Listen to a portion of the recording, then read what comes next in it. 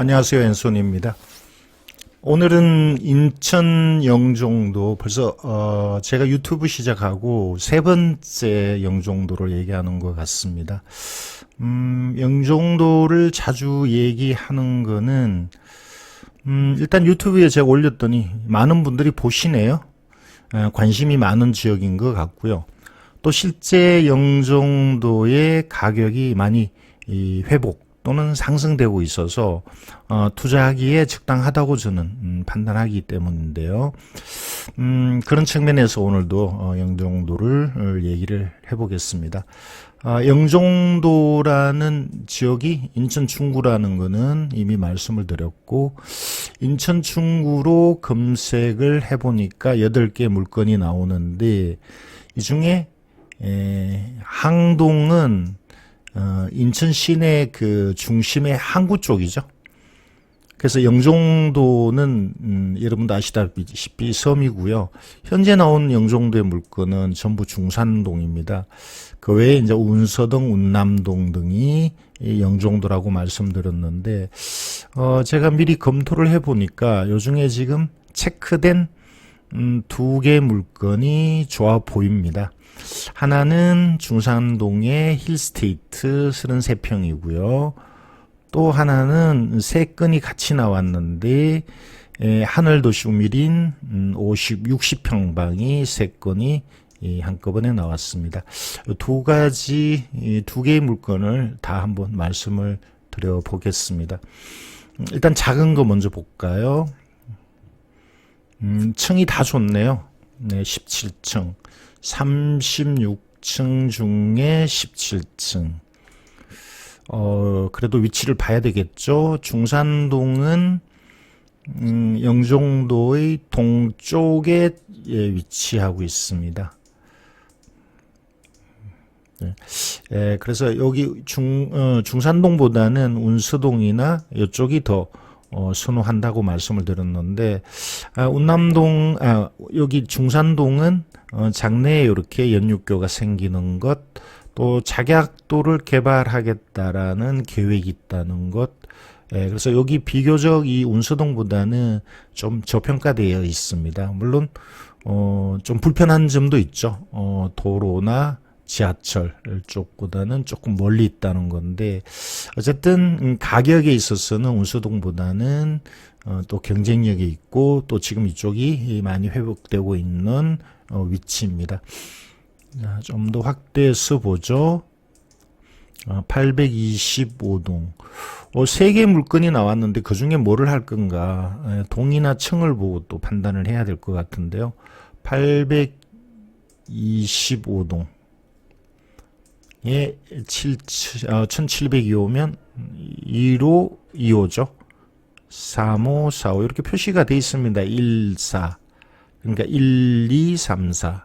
그리고 36층까지 있다.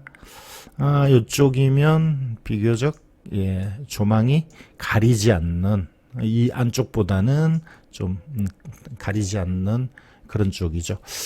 바다가 보일지 안 보일지는 잘 모르겠습니다. 바다가 좀 보이기가 어렵지 않나라는 생각이 드네요. 실제 이거는 현장을 또 가보셔야 될 것 같고요. 자, 어쨌든 위치는 그렇습니다. 계속 다시 물건을 보죠. 한 사람이 소유한 거를 임대를 줬다가 전체적으로 문제가 돼서 경매가 나왔는데, 여기 임차인은 원래는 개인 이시였는데 주택도시보전공사에서 미리 이 돈을 지불을 한 것 같습니다. 그래서 임차인을 대신해서 주택도시보전공사가 경매를 신청했고요. 여기 4억 3천은 3건에 대한 거죠. 요 물건에 있어서는 우리은행이 1번, 임차인이 2번이고, 임차권 등기를 한 걸 보면 이미 이사를 간 것 같습니다.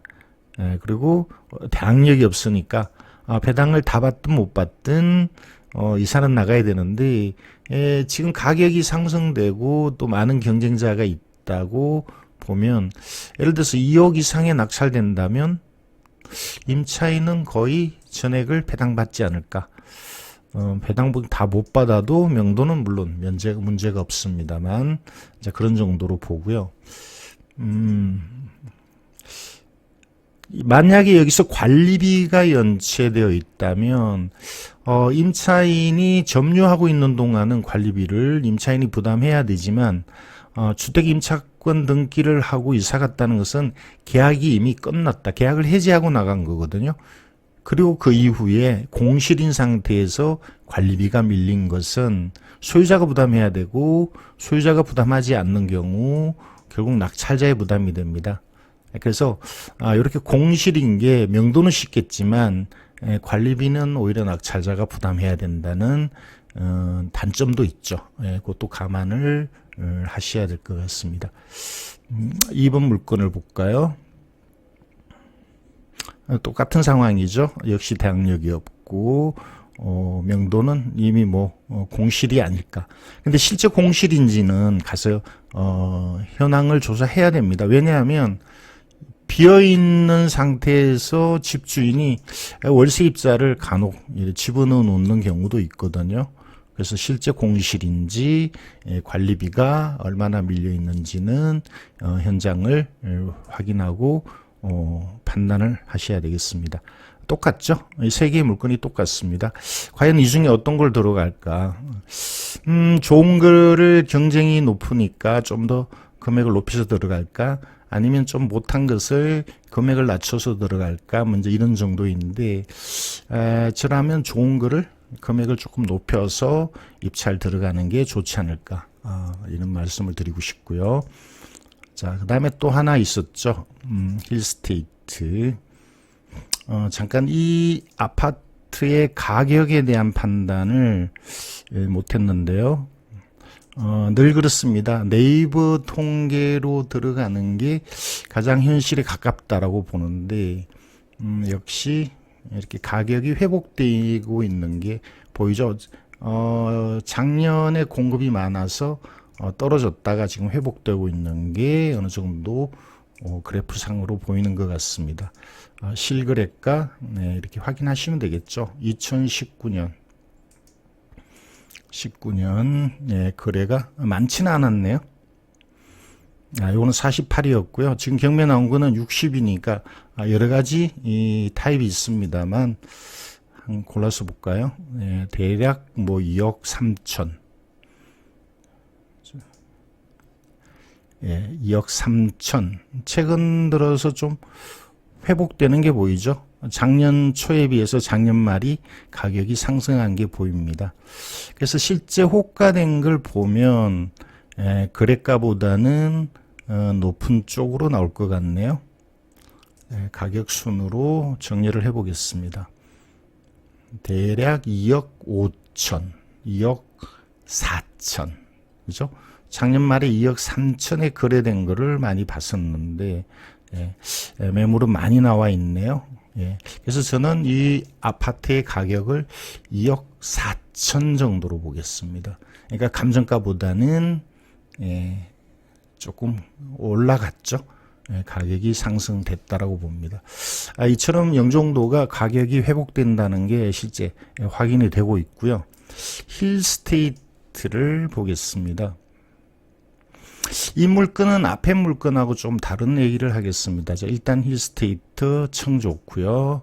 83평방 2월 14일 날 한 번 유찰된 70%로 경매가 진행됩니다. 위치는 같은 중산동. 그리고 볼까요? 910동. 910동.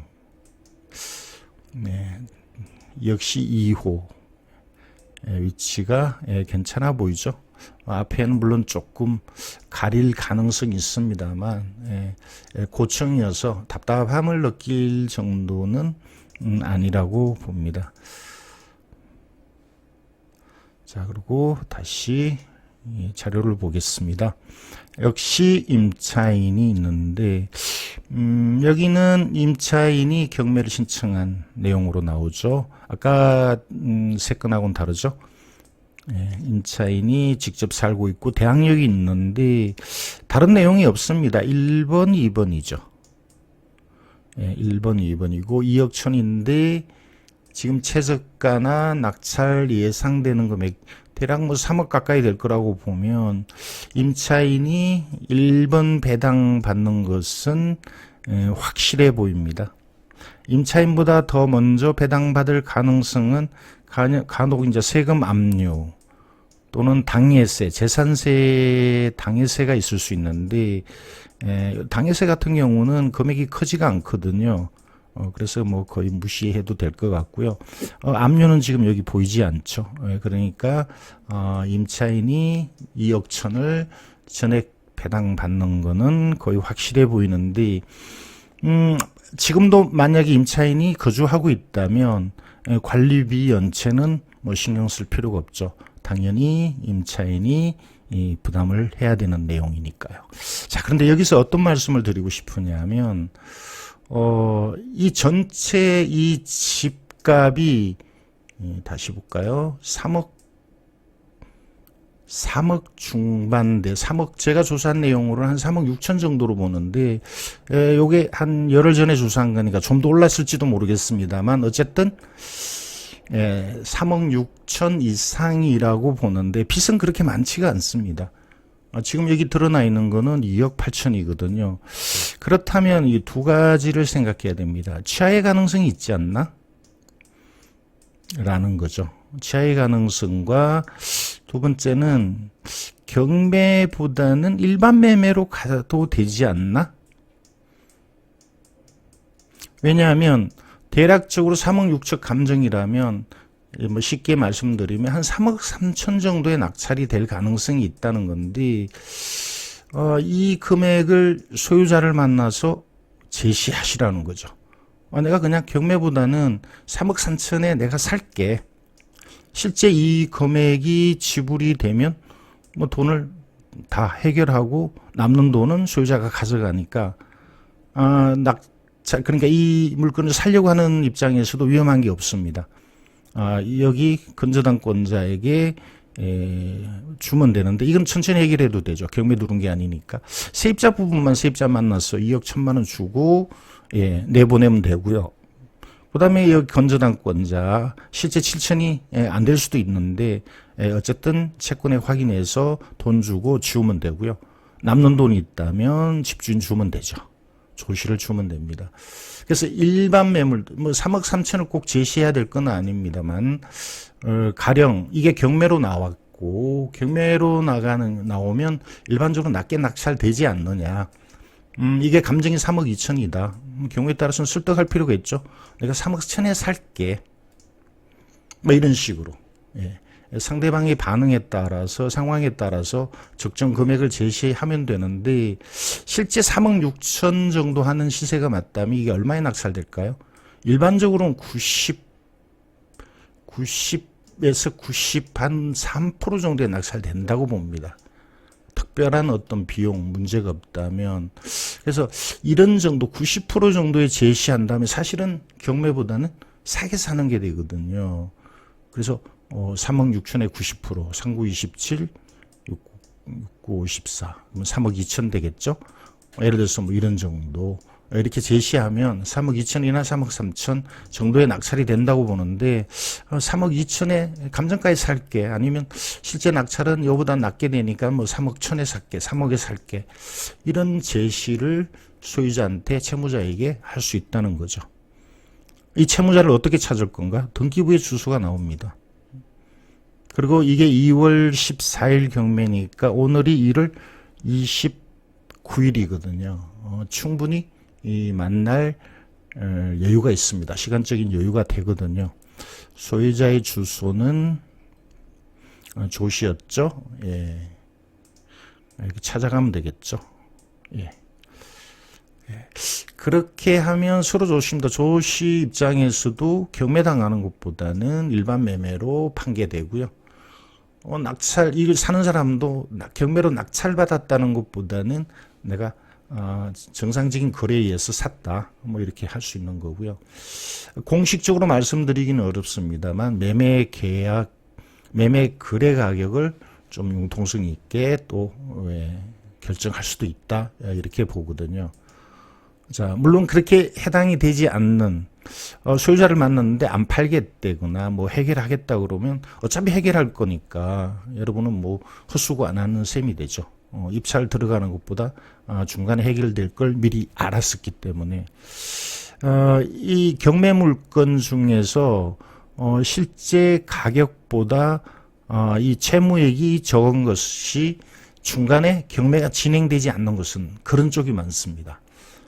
집주인이 직접 해결하는 것도 있겠지만 해결하고 취하는 것도 있겠지만 일반 매매로 돌려서 경매를 스톱시키는 경우가 많습니다. 그리고 그게 오히려 경매로 낙찰받는 것보다 유리한 경우를 많이 경험했습니다. 그래서 여러분도 실제 채무자를 찾아가서 일반 매매로 유도를 한번 해보시고, 그리고 경매를 신청한 세입자하고만 어느 정도 얘기가 되면 경매 자체를 일단 진행을 변경시킬 수가 있습니다. 연기나 변경. 채권자가 연기 변경 신청하면 연기나 변경되고 시간적인 여유도 있거든요. 그래서 대출을 받아서 해결한다거나 여러 가지 방법을 찾을 수 있을 것 같습니다.